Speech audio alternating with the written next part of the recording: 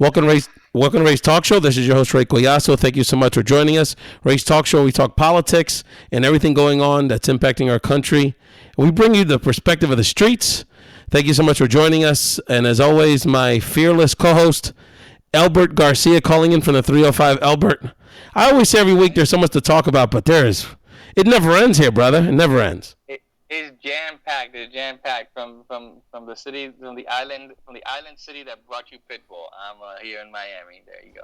Well, you know, there's some Latin artists that are trying to take Pitbull's title there for the Kings of Latin Pop. We're going to get into that later in the show. There's so much to talk about. Let me give you the lineup here. And again, you listen to Ray's Latino Talk podcast anywhere you can download a podcast, iTunes, Spotify. Got a lot of love on Spotify. Much love to you guys listening on Spotify, Stitcher, SoundCloud, Google Play, tune in, and everywhere you Overcast, our Overcast family, anywhere you can download a podcast. And just always visit us at rayspodcast.com for all of our content. And you can email us at podcastrays@gmail.com. That's podcastrays@gmail.com. We're always love to hear from our Ray's Talk Show familia. You can give us ideas for the show. You want to be on the show. You have an issue going on in your community or just something happening you want to share. Authors, writers, everyone's welcome to join here at Ray's Talk Show. And we're going to talk about so much. Of course, there's so much happening in Washington.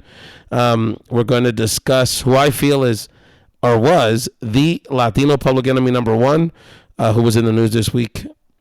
The GOYA controversy. I mean, Elbert, there's nothing more controversial than a controversy involving our beloved food manufacturer, GOYA, Capitol Hill. I'll give you guys my inside scoop on what's going on at Capitol Hill and what to look out for in the coming weeks. What's up with your boy? And in the case of me, I have a what's up with your girl.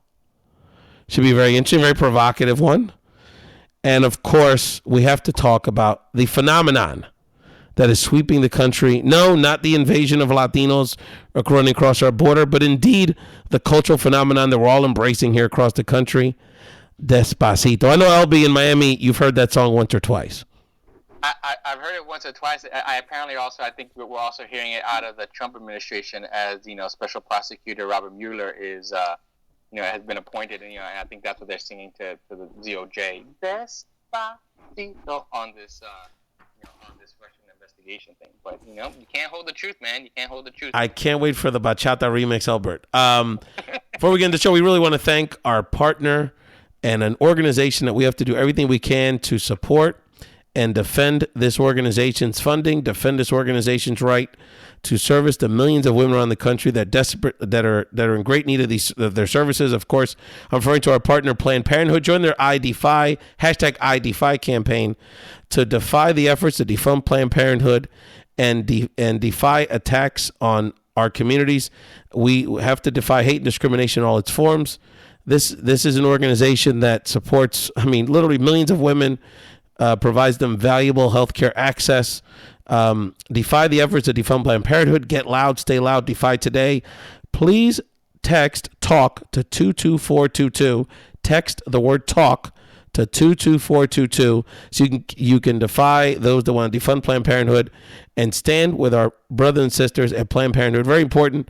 We get loud, stay loud, and defy today. I know, Albert, that Planned Parenthood has been a longtime partner, and you've seen in the communities you've lived in, the good work it's done around the country, servicing women, particularly poor women of color, that oftentimes don't have the kind of healthcare access that they deserve.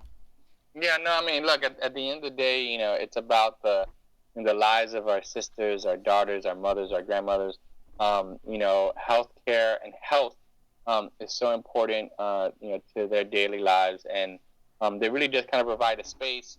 Sometimes a safe space that no other folks in communities sometimes have, and so I think these recent political attacks over the last couple of years to try to defund them really strike at the heart of what is sometimes the hypocrisy that goes on, because it's not like anyone's replacing anybody. They're not necessarily calling to actually replace anything that Planned Parenthood is doing. It's not like you're doing for one over the other. Again, and so it makes those attacks really, not just about an organization, but really a mindset about limiting the access and the need, and ultimately the rights of our women. So, again, shout out to them. Thanks for supporting Thanks for doing the good that you do, and thanks for supporting this podcast. And thank you, and thank you again. And text talk to 22422. Let folks know you are defying hate in all its forms. So let's get to it. So much going on, Elbert. Just hours. It's like every day's a bombshell. So just earlier in the day, we're taping this on a Thursday evening. Earlier in the day, Assistant Attorney General Rothstein does a big CYA move and appoints Special Prosecutor to handle the ongoing Russian investigation in all of its forms. And of course, he picks someone that's received glowing, overwhelming bipartisan support, Robert Muller, the former head of the FBI himself, and a long-time respected prosecutor. The question is someone who's going to be relatively independent, even though this is not the same sort of this special prosecutor wanted the same autonomy and wide-ranging powers that Ken Starr did in the 90s during the Clinton years, but someone that clearly will have the resources and the ability to really put this Russian investigation in overdrive. So, Elbert, the question is, it's not looking good for Trump on this. Is this the beginning of the end? It's a good question. It's a good question as to whether or not it's the beginning yet. I mean, first of all, if there's anyone that's got 9 lives, and no, we're not talking about the movie that Kevin Spacey was recently in, but if without anyone that's got 9 lives, it's definitely Donald Trump. And the thing about Donald is that he kind of plays these kind of mind games, right? Because he'll say stuff like, "Yeah, I talked to the Russians," right? And he'll do, and people and throw his communications flags off to the side. So the real question isn't whether or not, this isn't the end. The real question is we're going to get to this point, and, the investigation will turn up something. The question is who's going to pull the trigger, right? Who's going to pull the trigger in terms of what comes next, in terms of potentially impeachment, if it's an impeachable offense, or any kind of sanctioning. Who's going to be on the Republican side? Who's going to actually attempt to hold this president accountable? And again, it might be impeachment. I'm not sure if there's anything else in terms of beyond that. In terms of the pressure. But Trump, no tiene vergüenza. He's not. He's already running.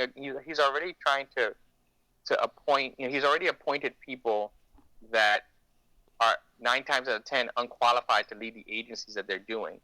He's already, talked about a budget, introduced a budget that, whether you're talking about slashing opportunities for student loans or slashing funding for after-school programs, the debacle that is his attempt at Trump care in terms of health care. There's all these other policy things. But at the end of the day, this is a guy that not even the military even trusts telling them his secret. And so the question becomes, what would it take?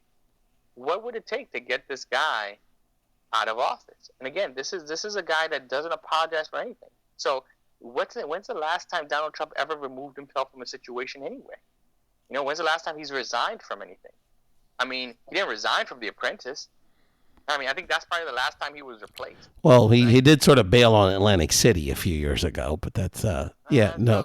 But again, he was foreclosed on essentially. So yeah, he usually goes when the bouncers have to get 2 or 3 bouncers to kick him out. I'll say this, that this is a very good development for the country. Rosenstein, I don't know how to say his name, Rosenstein.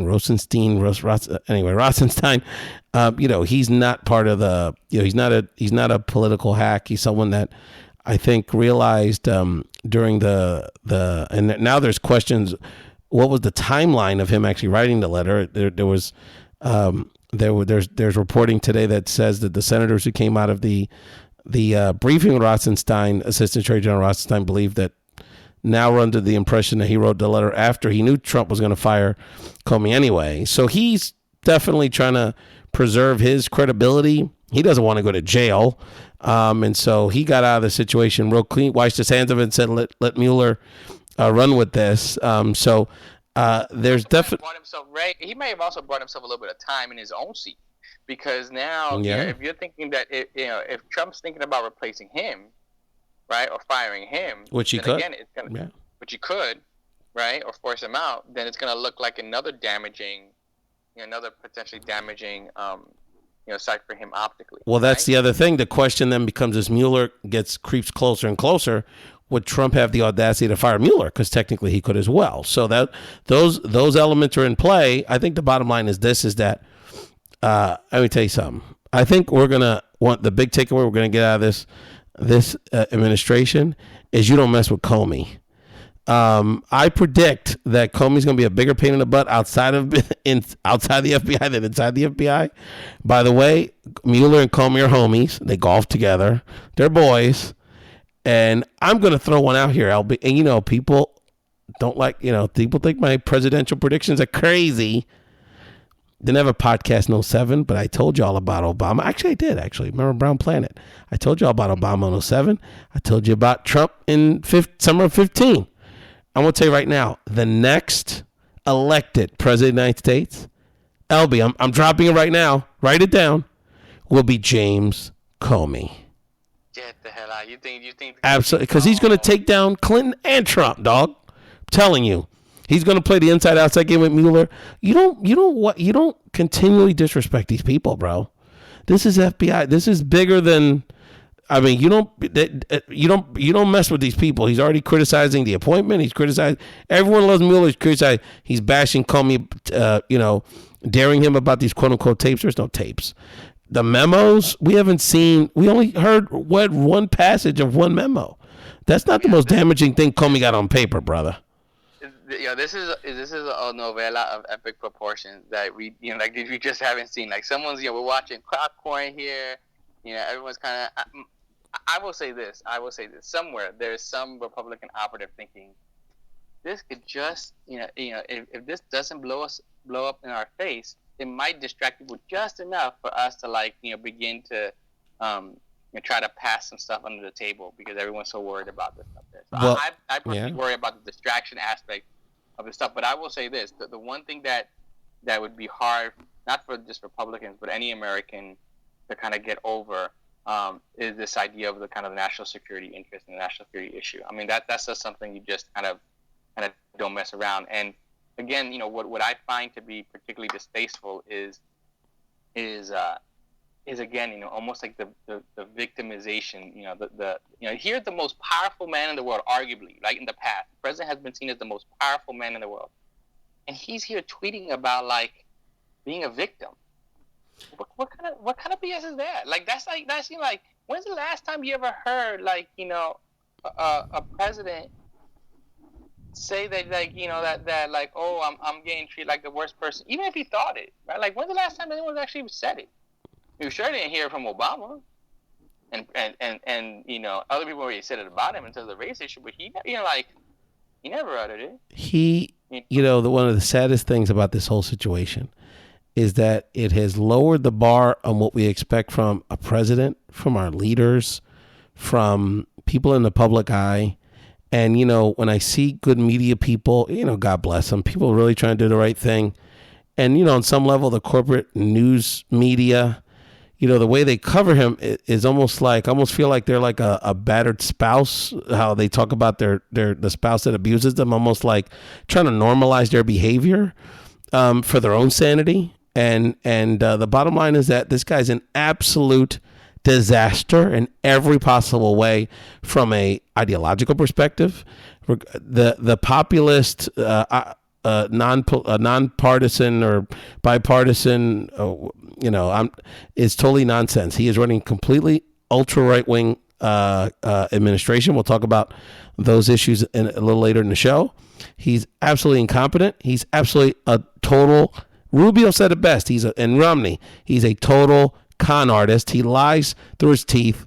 He's dangerous. And so we have to be very diligent because, unfortunately, we expected this, but it is as worse as we could have imagined. Well, the one thing that he doesn't have, on his, in terms of on his Rolodex of advisors anymore, right? Is someone who. I think Ray, you probably believe was kind of public enemy number one to the Latino community himself. So to talk about this morning, we heard of the passing away of former Fox News CEO Roger Ailes. Ray, what do you think? Reflect a little bit about this passing, and even what he led. The in some ways the journalistic impact of his creation, right? The creation that was or still is Fox News. It's interesting because this is a man. Someone made the analogy this morning that he was one of the most influential people, up there with the Steve Jobses of the world in terms of the media landscape and our culture over the last 20 years. And it is hard to deny his impact. Through he had many outlets, but principally through Fox News in the later years of his life. The way he changed the dialogue, the direction of the conservative movement, the Republican Party, how he sensationalized and took sort of the British tabloid page 6 New York Post version of journalism to mainstream television and mainstream thought. And I'd like to get your thoughts on that from a journalistic perspective, Elbert. But, more specifically, the number one enemy and one of the people that caused the Latino community in this country the biggest harm, building the Fox News brand on many ways on the backs of Latinos with their anti-immigrant rhetoric. There's no space for a Lou Dobbs on CNN in 2007 without some of the blatantly racist, anti-immigrant, anti-Latino, anti-people of color rhetoric that was being done in a sensational way through Fox News in its early days.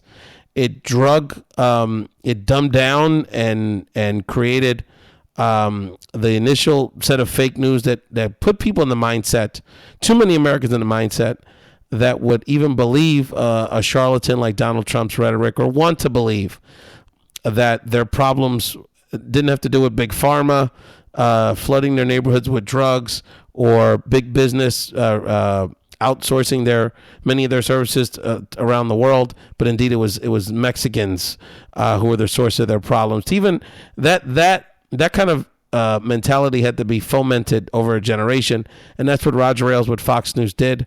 Beyond it goes well beyond the Latino community. First of all, the guy, the way the guy, the misogynistic perspective of women on that show, and indeed in his own personal life, as we find out, with a myriad of sexual assault, sexual harassment issues with himself and his key staff people and key talents.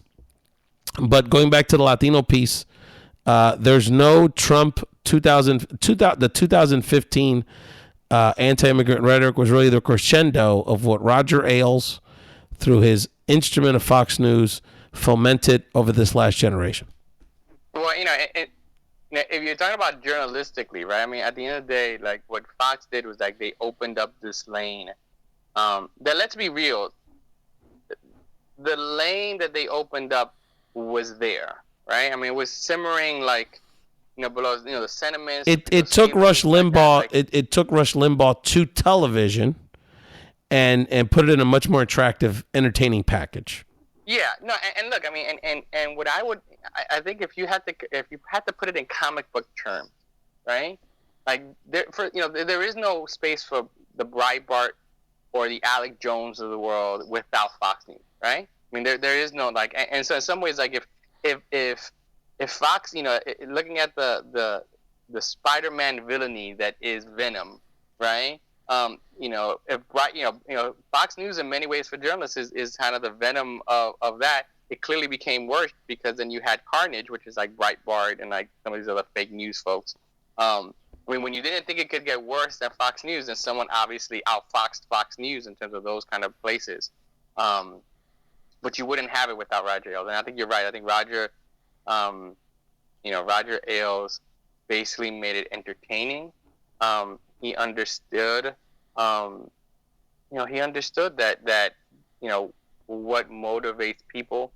He was famous for trying to use some of the graphics. I think there was always the old joke I heard today about how, he would tell folks to like put the volume down on the screen, right? And you could just tell, like, if you could just see the reactions of people, what was on screen was what always moved the news. Not even what people said so much, right? It's like, it's kind of the bombastic, Fox breaking news and that kind of stuff there. And look, and it gave folks it brought back journalism into an era that, people kind of chagrin, but at the end of the day it was, again, like the quote unquote yellow journalism of the late 19th century and early 20th century was what kind of Fox tapped back into, right? And so, and it's not, it's not so, it's not a coincidence that those are also periods of great anti-immigration hysteria and xenophobia in terms of that kind of, direct, kind of hyper partisan and hyper niche, kind of, kind of perspective, right? And so, from a journalistic standpoint, I mean, clearly, with the tough economic, the tough economics of the news industry, it probably, and kind of probably reinvigorated the TV news industry, because then people were like, okay, like it was bringing in people that were that may have been turning away from it, right? So, I mean, again, I think it's interesting that Fox News also rises as the majority of our print industry is also going down, right? That's true. And print, which historically has been places where people did much more in-depth stories and much more pure surprise-winning investigations.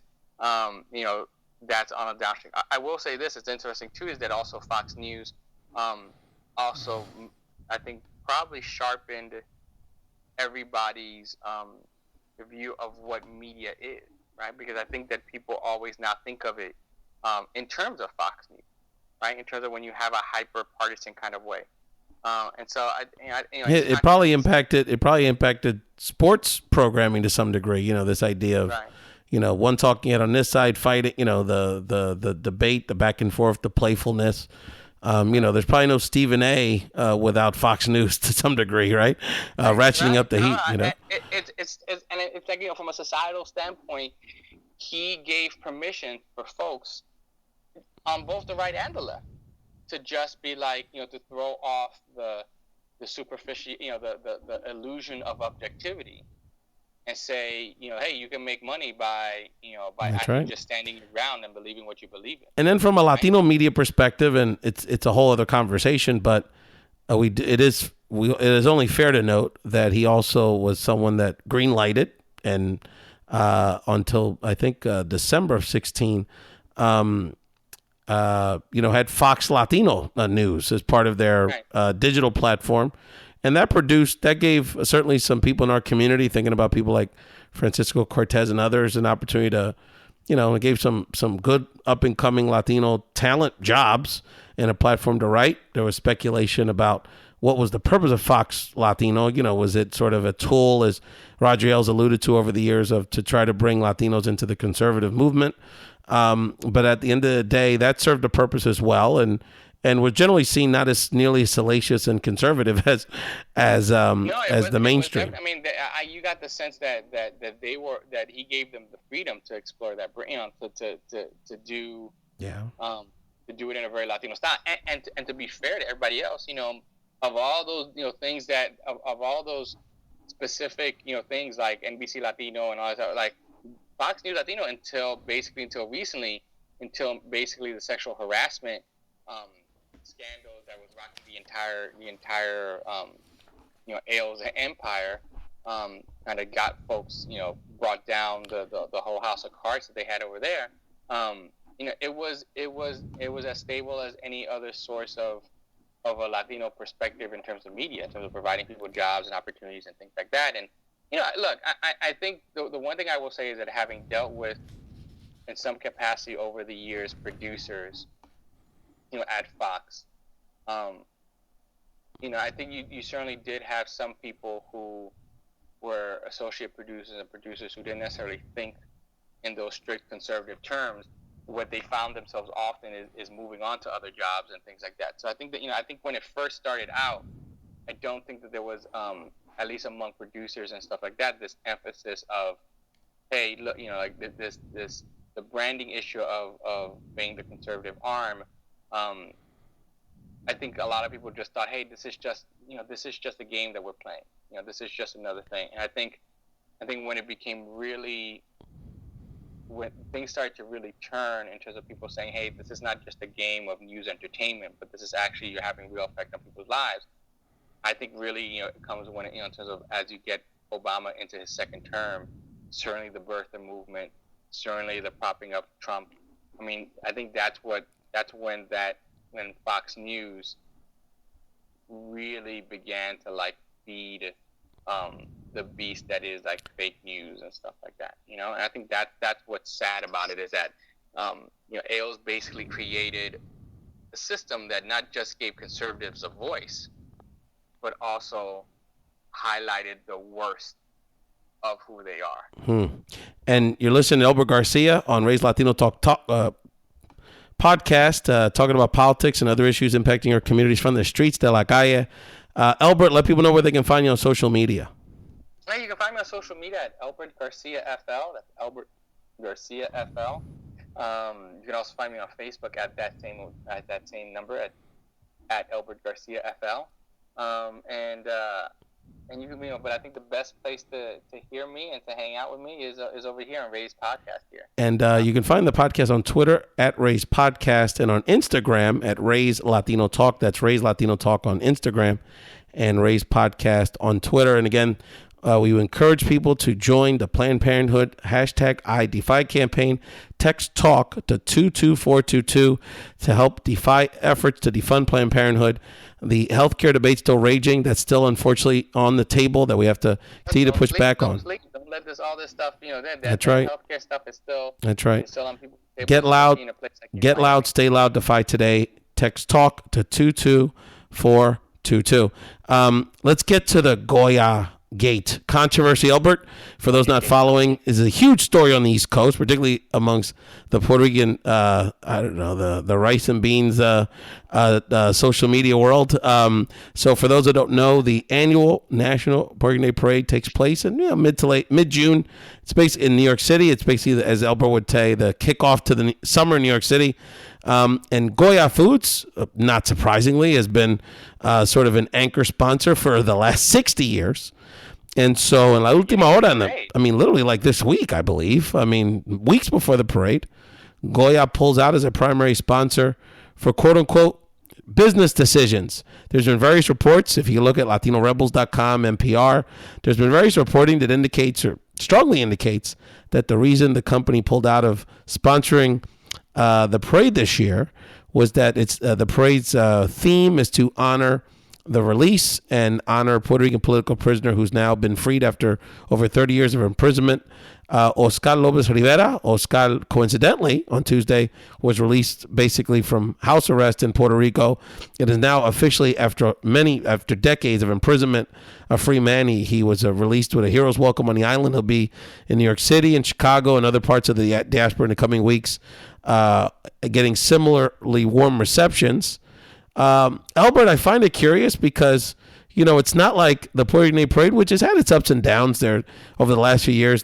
They've strengthened the board and cleaned up some of the fiscal issues that they had. And so people like Ululi Martinez and others are doing a real good job with the parade over the last 2-3 years. But, it's always been kind of a left-leaning entity. Oscar Lopez Rivera and the political prisoners have been honored and referenced many times in the parade during its recent history. So I'm having a hard time trying to figure this out, Elbert. Is it fear of Trump? Is it drama that we're not picking up on? I know what's going on with GOYA now? Well, I think as in all these things, there's always there's always a backstory to it.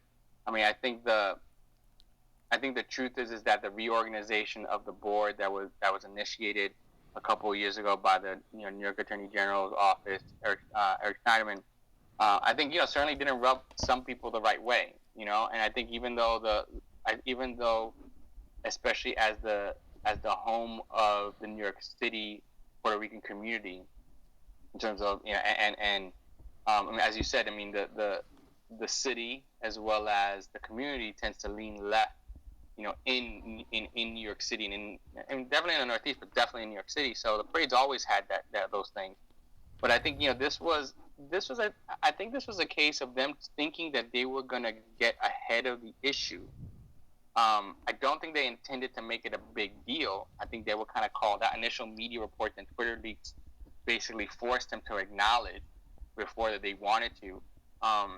And they just figured that they figured that the moneyed interests that were pissed off or thinking about the bad publicity that would go about them, them supporting the parade's connection to Oscar Lopez Rivera, that they thought that people couldn't argue the fact that, well, this is a revolutionary, this thing like that, and we're going to step away, and people would kind of understand that. And I think they kind of underestimated not only Oscar's support, not necessarily on the island, but even in terms of in America, but also I think they just underestimated the fact that this could be, especially in an era where we're talking about Trump and all that other stuff, this would actually be a story, right? I think they were just trying to kind of slide it by and say, hey, let's just kind of do it to the parade. I don't see how you do that. I mean, like in this day and age, I don't think how you do that, especially with what's going on the island in Puerto Rico and this question of not just kind of nationalism that Oscar's actions bring up, but the actual plight of what's going on and the real question of self-determination in Puerto Rico, especially in the 21st century. So how are you going to do that? And I think that they attempted to make a money numbers decision that they feel like, look, if it means that we have a little bit of bad press over the next couple of weeks, we'll deal with it, because we feel like we would have been dealing with a larger boycott. We would have had a more targeted boycott from, whether it's from the right, from the Raul Labradors of the world, I suppose, as well as people kind of on the island. What I thought was interesting was, here goes Oscar Lopez getting out of house arrest, basically saying, well, if you want to boycott, GOYA, that's our right to do it. So let's just continue to carry on the boycott.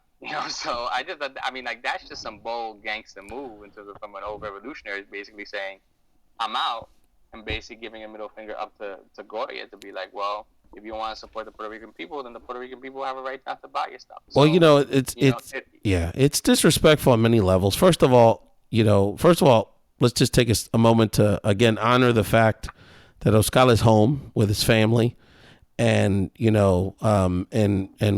now free, truly a free man, no longer under house arrest, which was part of the transition agreement over the last few months. And so, the timing of this, it's the whole thing is just very disrespectful. If you want to have with the if you really are having financial challenges to meet your philanthropic budgets, and you need to revisit your budgets with something like a big ticket item like the Puerto Rican parade, first of all, you don't drop them at the last minute. The parade's weeks away. The website, they were, on the website, this was money that on some level had already been committed or assumed to be committed. And so then they do it. It's almost like they timed it right when Oscar was being released to sort of take away from that moment from him. And then they're being, passive aggressive about the reasoning. And so I think the bottom line is that, look, GOYA, which is a Puerto Rican, they're Puerto Ricans of Spanish descent, but it's a Puerto Rican run company, biggest Puerto Rican run company probably in the world, they would not be a mainstream company across the Latino world and across, U.S. society without the billions of dollars and I'm sure that Puerto Ricans have pumped into that company over the last 7 decades.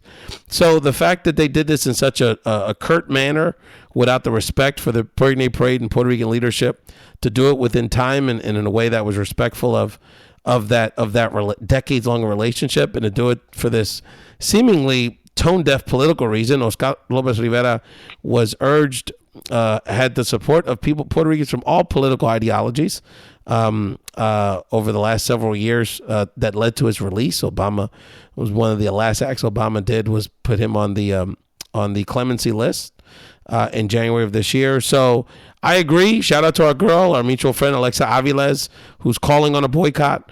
I'm certainly calling on Puerto Ricans to do what we got to do, because if we let people step on us, again, it's one thing to put down, maybe notch down your funding, or do it in a way that's respectful, do it in a timely fashion that's respectful of the institution of the Puerto Rican parade, which resonates with Puerto Ricans all over the world. We just got to call GOYA for what they're doing. I feel bad that they put a good man like Rafael Toro in the middle of this, kind of the spokesperson and a legendary figure, particularly in the Northeast and the Puerto Rican Latino community, who's having to be the spokesperson and looking very awkward at this moment. But the bottom line is Goya's got to do the right thing, and we have to put pressure on him.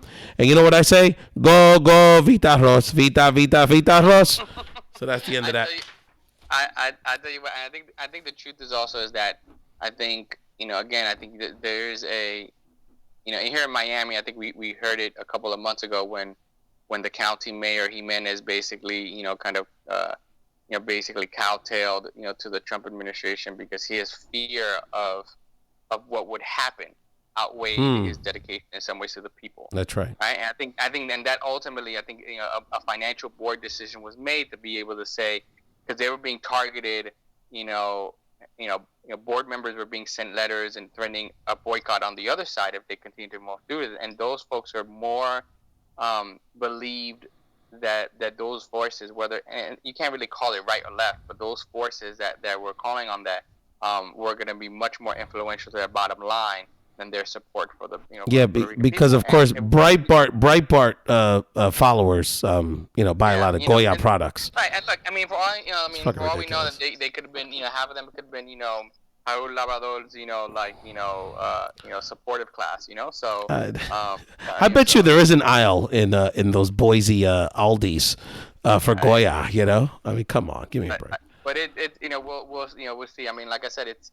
If we live in a capitalist world, then then Goya is going to have to figure out whether or not this is actually. We'll ultimately see if this causes them any market share issues and stuff like that. I mean, who knows? I mean, the way stuff is going on, they may already be having issues, and this just actually gives them a pass on it. So that's very true. So boycott Goya and. Viva Oscar, no doubt about it. Let's get to our Capitol Hill updates. I've always got some inside scoop for people. I think there's a lot going on. There's a lot going on. So look, you spoke about it very well earlier in the show, Elbert, because one of the things we're concerned about is that keeping up with the reality show of the White House.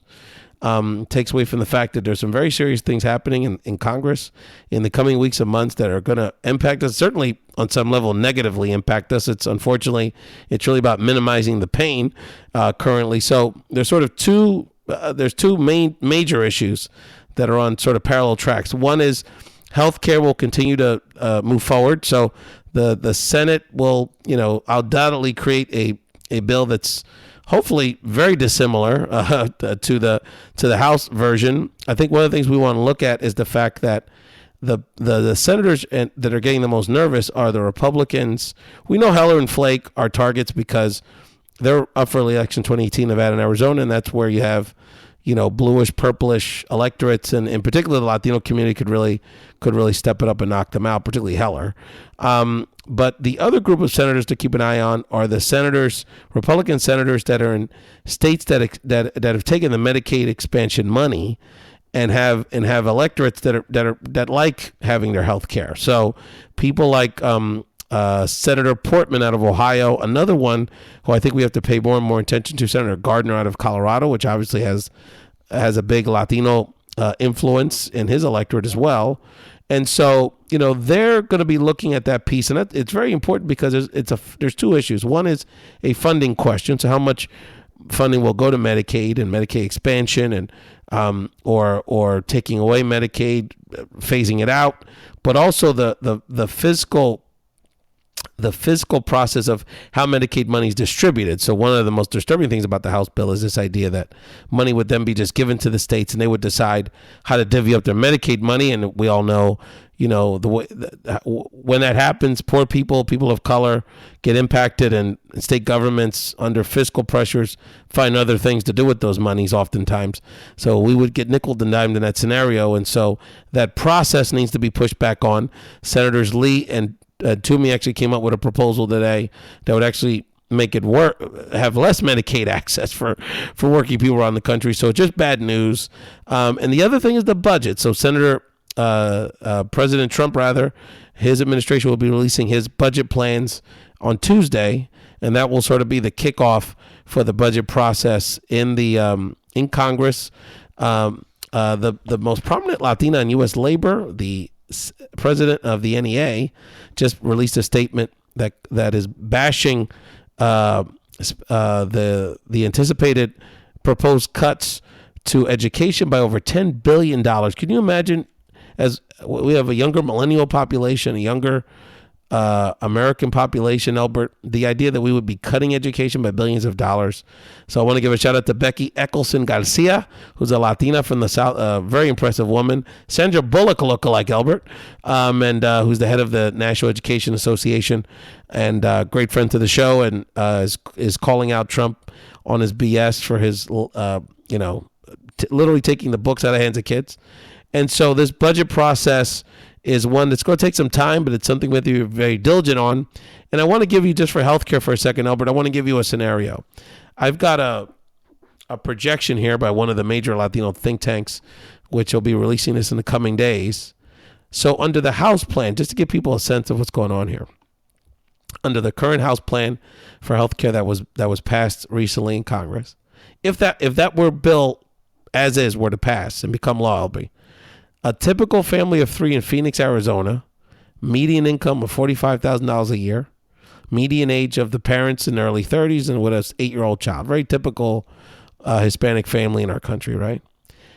How much more they would be paying, Elbert, on average per month, that family, that typical working class family, $380 more per month. That's $4,500 a year in healthcare. Elbert, what sense does that make for anybody? That's money that can go towards a down payment on a home. That's money that can go towards that child's future. That's money that can go towards, just putting it back into the economy. What sense does a bill like that have, and why is it so important that Latinos step up and hold these folks accountable right now? Well, look, I think what even more, I think to add to that is this myth of the pro-growth GOP. Right? I mean, there's this myth, and again, we're seeing it in Florida. And what's interesting is that, yes, California is sometimes a bellwether for the nation, but if you really want to look at it in terms of how GOP folks are trying to try to resell or rebrand themselves, you look at Florida, because that's where Florida is, especially when it comes to trying to at least tear on the heartstrings of conservative-leaning Latinos. That's what you get it out of, right? And there's this idea of like, oh, well, we're pro-growth. We want limited government so that we can get government out the way, so that way we can, so our ingenuity and innovation can explode upon the scene, right? Of course, we want to also, take away the, the freedom of the internet, and we want to give, big business everything that they have, and we don't want to level the playing field. Oh, and more importantly, we feel like the way to actually create growth is to actually give you more bills.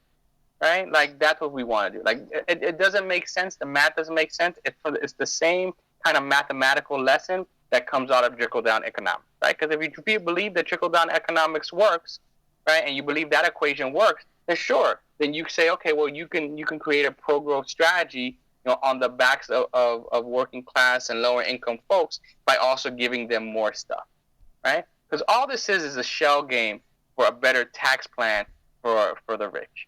Right? Because that's what it is, right? And again, don't get me wrong. I want to make some money.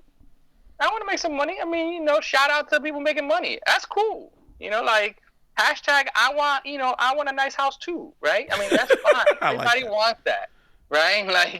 There's no one is talking about the ability for people to move up the economic ladder. The question becomes, at what cost? And do you do more harm to that social mobility and that economic mobility by actually cutting off the resources that people need, right? And so obviously, there's some wiggle room in terms of that belief, but you can't, it's hard to quantify how, if you take away healthcare and take away the security that having healthcare provides a worker, how that makes them more productive and how that makes the community more productive, right? So since you can't justify that, right, from a mathematical sense, then what you do is basically say, oh, like from a moral standpoint, they don't deserve it, right? And so that's why you have this silly notion of people basically saying, well, if you've got some health issues, it's because you're not leading a fucking good life. Like, get the fuck out of here. Like that, hashtag get the fuck out of here, right? Because like that's just bullshit, and we all know that, right? And again, it's part of this fear mongering and what is the current state of thought, which again goes against everything if you look at growth strategy, and it's only limited. How is only limited That's right. to increase their profit? And want to increase efficiency. That's right, Elbert, and we're having Elbert, we're having a little trouble with your line there. If I could just jump in here and maybe give you a second for your line.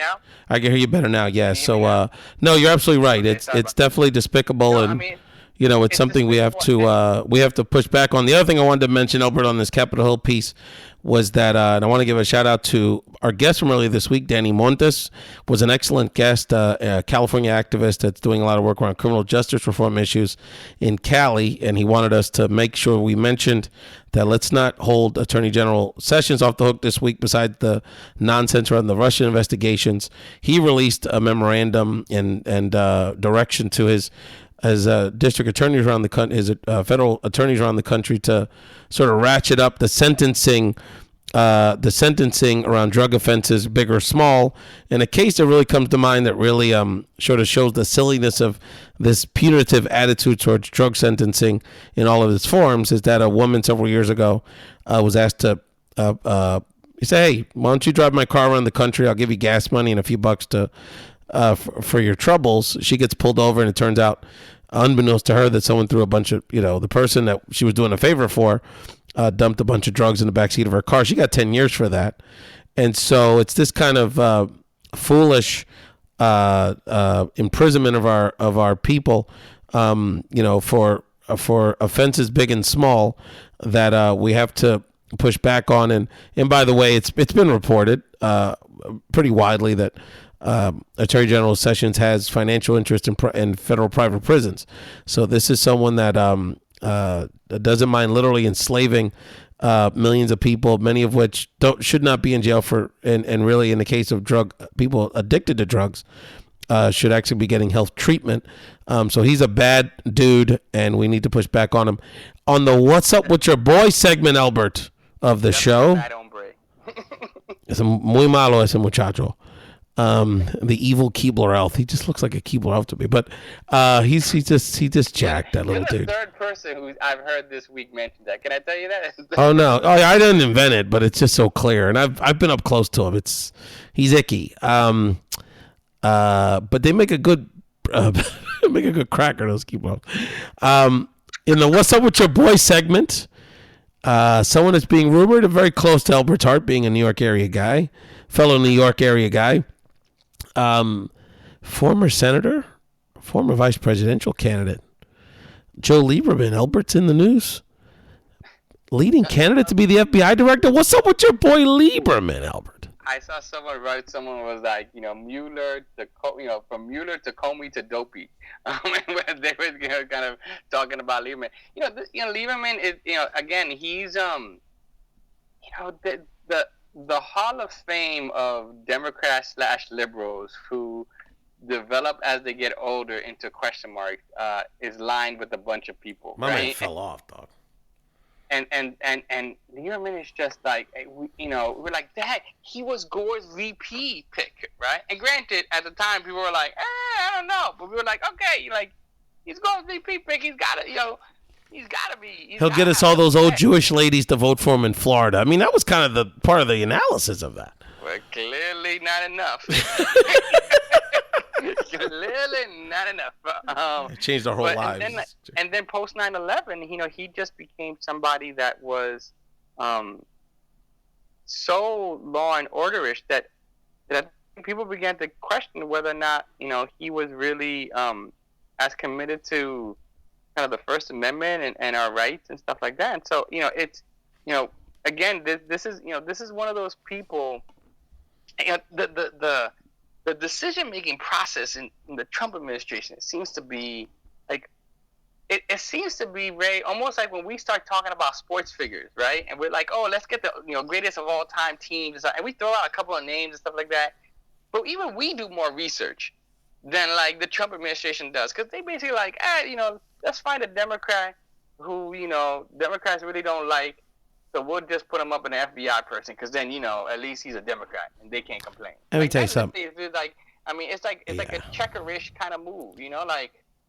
I mean, really? Lieberman? Really? Like, I don't like this. I have no love for Lieberman at all. Can I tell you? First of all, I mean, I don't think a political person should be in the FBI directorship for many reasons, but just on, so that's that piece. But, Lieberman, talk about a guy with no loyalty. I'll tell you what, if anyone ever nominates me to be a president of my party, I don't think I'm turning my back on that party at any point. So he gets butthurt because he loses in a Democratic primary years later, then eventually wins as an independent. No friend to the Latino community around immigration reform. He was always blocked any progress we could make in the Senate on comprehensive immigration reform. No friend to us as it relates to health care. He was one of the key reasons we couldn't get a public option in the final bill. The guy just, like you say, he just fell off for the last 15 years of his career. And, not someone as a Democrat I feel good about at all. So I'm not down with this guy. I know McCain feels comfortable with him. Lindsey Graham, they're part of the Three Amigos. Ironically, they call themselves that shit. The Three Amigos in politics in the Senate back in the days. But I'm not down with it. That was Donald Duck. That's what I want to know. So Elbert, I know you're curious because I think we actually have a... Talk to me, brother. What's up with your girl? What's up? I mean, and again, not just up with our boys, but also with our girls. Man. Of course. What's up with your girl, man? Talk to me. Well, one of the most provocative Latina figures in U.S. politics, is Fox News personality and the former First Lady of the city of San Francisco, Kimberly Guilfoyle, who's half Irish, half Puerto Rican, and actually got married to the mayor and political rock star of California, Gavin Newsom, on the island of Puerto Rico because of her mother's pushing. So someone is very tied to her roots, is basically flaunting and stoking the rumor that she's on the on-deck circle to replace Sean Spicer as the White House press secretary. Kimberly Guilfoyle, since her days as a prosecutor in California, as again the first lady of the city of San Francisco, has fallen off and been wrote a deal in blood with the devil that was Roger Ailes about a decade ago. She's making a lot of money, but she has been no friend to our community as it relates to talking about her views around immigration and other issues impacting us and all Americans. But she's taking her 15 minutes of fame and milking it. She's fanning the flame. She's admitted that she's be interested in the job. She's not denying that she's been approached potentially about getting this job. And so look, I mean, Kimberly is a fireball in many ways and would make great television on those press conferences. But Kimberly, I just have a message to you. You're a strong Puerto Rican woman. You certainly don't have to take advice to me, but por favor, just say no. Listen to Nancy Reagan, because let me tell you, you get that job, you'll be the first one thrown under the bus, my friend. So we hope Kimberly does the right thing. They're throwing her under the bus now. Like, that's the thing. Like, when your potential employer already says, like, nah, man. Like, in a very public way, like, even if you did, like, what, like, hey, man, I'll tell you, man, I don't know why people have strange reasons for wanting to be in that kind of inner circle. Yeah. The White House and stuff like that. I mean, I guess it must be really, really cool. And if you've achieved a lot in your life, you want to, maybe you do want to do public service. Maybe you do want to be in the center of attention to that kind of way. Maybe she's looking at Shawnee and like saying, hey, they got that motherfucker. Like, forget it. Like, I could do better than that. That's like it's like a fantasy football league. It's like that. If this is what it takes to be, to be White House press secretary and shit. Sign me up. I put a cherry on top. She'd be. I mean, now that Kelly Conway's been put in the crypt, I mean, she'd be the most highest ranking. Unfortunately, I believe highest ranking, literally, and arguably the most influential women in the White House and the administration. And I mean, look, she'd be even a bigger star than she is now. You talk about SNL material, for sure. But Kimberly, por favor, mija, just say no. Stay away from the dark side. Or you're already in the dark side. Don't fall into the black hole. The only thing I would say is that talk to, Helena Guerrero, talk to her. That's right. And if she says, if Helen gives you a blessing, then you go. But I wouldn't do anything. I wouldn't do anything when it comes to, if you're Latino and you're a GOP person, I don't think you get anything unless you got Helen's bestie. Because I think if Helen knows what it's like, Helen would be the one that would be able to tell you. Helen's fallen off as well. That name to be like, I have a lot of respect for that woman, but she's fallen off the wagon. And before we wrap up this edition of Ray's Talk Show, and again, we really appreciate everyone checking out me and Elbert Garcia, Ray Collazo and Elbert Garcia's takes on politics, everything impacting our community. And again, please support the Planned Parenthood's #IDefy campaign. Text TALK to 22422. Defy efforts to defund Planned Parenthood. Get loud, stay loud. Defy today. Text TALK to 22422. And again, you can check all of our podcasts out at Ray's Latino Talk Podcast on our iTunes feed, SoundCloud, Spotify, Overcast, anywhere you can check out a podcast. Check us out at Ray's Latino Talk and Ray'sPodcast.com. We have to discuss the phenomenon that is hitting the nation. No, it's not a wave of Latino immigrants coming over the border. It is indeed the Billboard #1 hit, and the first primarily Spanish language song that's been #1 in Billboard since 1996. The Puerto Rican mega hit, Despacito. Elbert, being a Miami guy, this song must be ringing in your ears. Mira, está pegado. And it's so pegado that they got 355 different remixes to it, right? Like that's what when then something you got remixes, you got people doing their own personal versions, you got viejitas, you got you got young kids, you got everyone's trying to be Despacito, and look, the fact is that Luis Fonsi's getting a lot of play. And rightfully so. It's a great song. It's got a great hook. The video has it's just shot really well. Lots of great views in terms of the island and stuff like that. So really, really great thing. And then you got on top of it, it's a great song that suddenly Justin Bieber's the tale goes, and Justin estaba oyendo la canción in Colombia. No, not the university. In the country. What's Justin Bieber doing in Colombia? I have no idea. But he's well, you know what he's up to. I mean, if I had that kind of money now single, I'd be spending a little time in Colombia myself. I'm just saying, he's at a club in Colombia. Listen to the song. It's hot. Yo, this is hot. I gotta call this guy Fonsi. Fonsi, where's Fonsi hanging out? He's hanging out in Italy. That bro's in Italy. Bieber makes the connection with Fonsi. He's like, all right, well, let's say Mira, Blanquito, drop something at the top, and we'll call it a day. And bam, that's how it goes. Well, what's so great is that in the case of Luis Fonsi and Daddy Yankee, it's great to see two Americans helping an immigrant integrate into society. Which, hey, it's true. Hey, look it up, people. I ain't lying. Happy for Luis Fonsi. I've always kind of, let me give you an analogy here for my sports people here. I always kind of thought of let me give you this analogy. Tito Trinidad is to Miguel Cotto as Cheyenne is to Luis Fonsi. It's kind of like he was the next generation Latin pop Puerto Rican guy, and he just never kind of went to that level. Luis Fonsi's a good guy, good brother. I met him a couple years ago in Miami at a Spanish size, and he performed in front of a couple hundred people. And now, he's going to be a megastar. So happy for Luis, happy for Daddy Yankee. Daddy Yankee's probably thinking, oh, my support for McCain doesn't look so ridiculous now. And happy for the whole team making money. Shout out to my cousin in Puerto Rico, Javier Gonzalez. I'm going to give Javier a shout out because when I go to Puerto Rico, I hang out with my cousins like Omar and Javier and all my Gonzalez cousins on my mom's side. And when I go to PR, I always roll to La Factoria Bar, which was the setting for the video. So when I saw the video, I said, but that's my spot in La Perla, brother. Brother, keep it funky. So I know where the hot spots are. Much respect to Javi, and I'll connect you folks really soon. As you wrap up this edition of Ray's Talk Show, again, shout out Despacito. Anything else on your mind, Elbert, you wanted to share with our Ray's Latino Talk listeners? There's two things I think. We're getting closer to Memorial Day weekend. So shout out as we get closer to Memorial Day to Dominican Mother's Day. Always last Sunday of the. Very nice.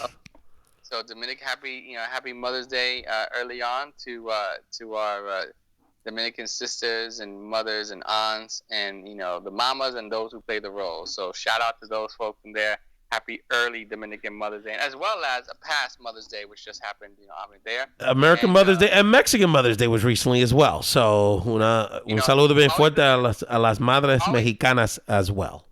Always the big joke, right? In Latin America, there's always like 5 different Mother's Day. There's only one Father's Day, I think. Very appropriate. Hey, speaking of Dominican Republic, Elbert, I just want to tease people. I will be making an appearance in the DR this summer. So as we get closer, I will throw out a little information if people want to connect with me while I'm in Quisqueya. We may have to do a race talk show down in the DR, LB. Well, maybe if we do, maybe we could do it at one of those train stations, like that suddenly are like at the center of all this corruption down there. But that's another story. Gotta love it. Unbelievable. Yeah. No, next week the budget's going to be a big conversation. We're going to have just a lot of good Latinas are coming on. I'm booking Eileen Fuentes, great health advocate and cancer warrior in New York, who just had a very touching op-ed in the New York Post recently. But I know you saw that. So a Dominicana, a wonderful leader who works at Columbia Hospital. So going to be getting her on the show. Georgia Aguirre Sacasa is going to be on the show, a Latina progressive activist, a DC person originally, now in Colorado. Going to have her on the show as well. So we're gonna have some great Latina leaders on the show in the coming weeks. And Elbert, just we got to be vigilant, man. We got to resist, and we got to keep the pressure on the House and Senate, because this budget they're going to release next week is going to be absolutely scary. And our Texas brothers and sisters, SB4. I saw some movement by the Austin City Council that's basically formally resisting this bill. And there's going to be, this is going to be tied up in court for quite some time, but let's not fool ourselves. That is literal. They have legalized racial profiling. I was just looking at it. They empower like college security guards to identify potential undocumented people on their campus. This laws are, this is just absolute ridiculous. Totally un-American. Look, USA Today said it. There's a 33% increase in, immigration arrests. Because in the first, again, we haven't even gotten to the first 200 days of this damn administration, right? It's crazy. There are people who are literally disappearing from people's lives, right? And elected officials, are not being held accountable to it.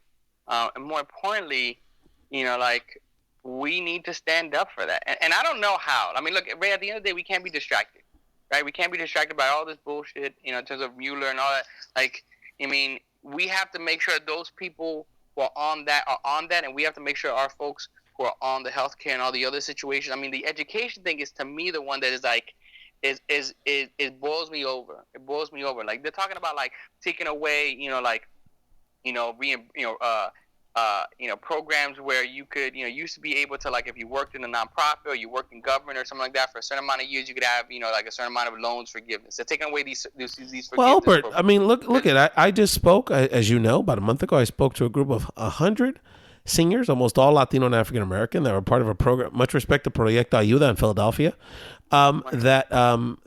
It's a federal program that provides senior citizens and retirees part-time work that doesn't impact their Social Security or their retirement or their taxes, and gives them stipends so they can go work in nonprofits and be productive citizens and give back to their communities, work at homeless shelters, work at domestic violence centers, work at, social service agencies, and just be productive members. I walk in there and realize one of my titis was in there. I didn't even know she was in this program. And then when I talk to her, she starts crying and says, this program saved my life. My health is better. I feel better about myself because I feel like I'm alive.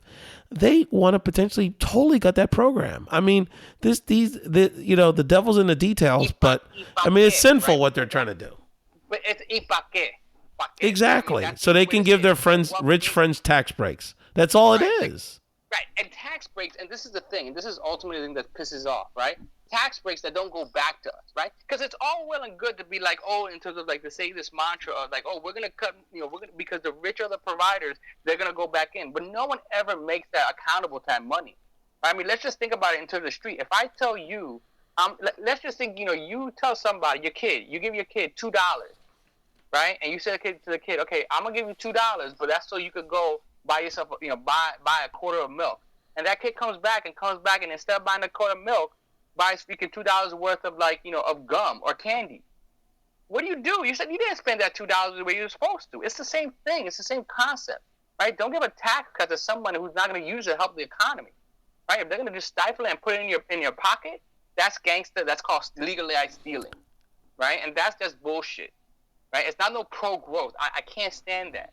I can't stand people trying to because they think people are stupid. And it's like, and you know what? Unless we put people in power that are actually going to do what they say and actually grow the economy for everybody, then then they have a right to try to call our bluff. But damn, man, it's Bishop, man. It's Bishop. And by the way, I mean, I'm just reading the crawl here. I was a female cop that killed that guy. Remember, Crutcher? Yeah. She got off today. By the way, that was a fast trial. I mean, that just happened like 6 months ago. She got off today, and there's a Republican. I'll call him out on next episode. There was a Republican state representative in Oklahoma that proposed a law that would basically profile children. So if you were a Spanish-speaking child in Oklahoma public school, you could be reported to ICE officials. I mean, this stuff is absolutely disgusting. And if people think that it can't happen, things like massive school closings around the country, first of all, it does happen. It's happening in Puerto Rico. Literally hundreds of schools are being closed on the island. Those are all U.S. citizens, children. And so we are living in very, very precarious times. But the only way we can defend ourselves is being united and getting involved. Most definitely. And that's everything from being, united on healthcare, on housing, on gentrification, on all those kind of things, right? Don't be silent. Don't give the power of silence, the silence that power it deserves. Resist, find your way, find your avenue, find your path. That's right. Thank you, brother. We'll be in touch soon. Have a wonderful weekend. Enjoy this warm weather. And all of our Race Latino Talk Show listeners, thank you so much, and have a wonderful weekend. Despacito.